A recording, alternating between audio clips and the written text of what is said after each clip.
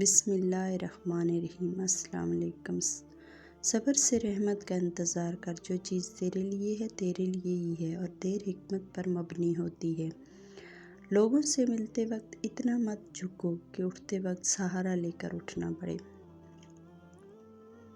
پریشانی خاموش رہنے سے کم، صبر کرنے سے ختم اور شکر کرنے سے خوشی میں بدل جاتی ہے۔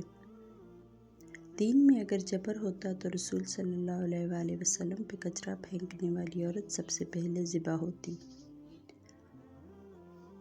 شکل کی خوبصورتی محض آنکھوں کو بھاتی ہے، جبکہ کردار کی خوبصورتی دلوں کو فتح کرتی ہے۔ توبہ نام ہی اپنی غلطی کو ماننے کا ہے۔ وہ شخص عظیم ہے جو اپنی غلطی کو مان لے اور اللہ کے آگے جھک جائے۔ جو لوگ اپنے چراغوں کو پس پشت رکھتے ہیں، ان کا سایہ انہی کے راستے پر پڑتا ہے۔ زندگی گزر گئی سب کو خوش کرنے میں، جو خوش ہوئے وہ اپنے نہ تھے، جو اپنے تھے وہ کبھی خوش نہ ہوئے۔ ایک دوسرے سے دوستی رکھنا آدھی عقل ہے۔ ہر کسی کو ہر بات کا جواب دینا ضروری نہیں ہوتا۔ بہت سی جگہوں پر واقعی دل بڑا کرنا پڑتا ہے، درگزر کرنا پڑتا ہے۔ ہر کوئی نہیں سمجھتا آپ کو اور ہر کسی کو آپ سمجھا نہیں سکتے۔ مکانوں کے بنانے میں عمر ختم کر رہا ہے، بسیں گے دوسرے اور حساب دے گا تو۔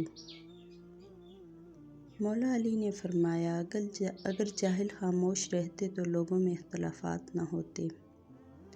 پتہ نہیں کیا جادو ہے سجدے میں، جتنا جھکتا ہوں اتنا اوپر جاتا ہوں۔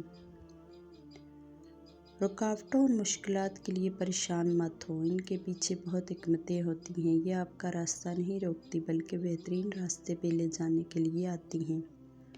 اللہ ناراض ہو کر روٹی نہیں چھینتا، سجدے کی توفیق چھین لیتا ہے، اور یقین مانو یہی سب سے بڑا خسارہ ہے۔ اچھے لوگ سڑک کنارے لگی روشنیوں کے مانند ہوتے ہیں، جو فاصلے تو کم نہیں کرتے البتہ راستے کو چلنے والوں کے لیے آسان ضرور بنا دیتے ہیں۔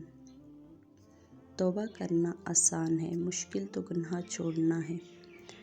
اور اگر آپ کو میری ویڈیو پسند آئے تو پلیز اس کو لائک کریں، شیئر کریں، اچھا سا کمنٹ کریں۔ شکریہ۔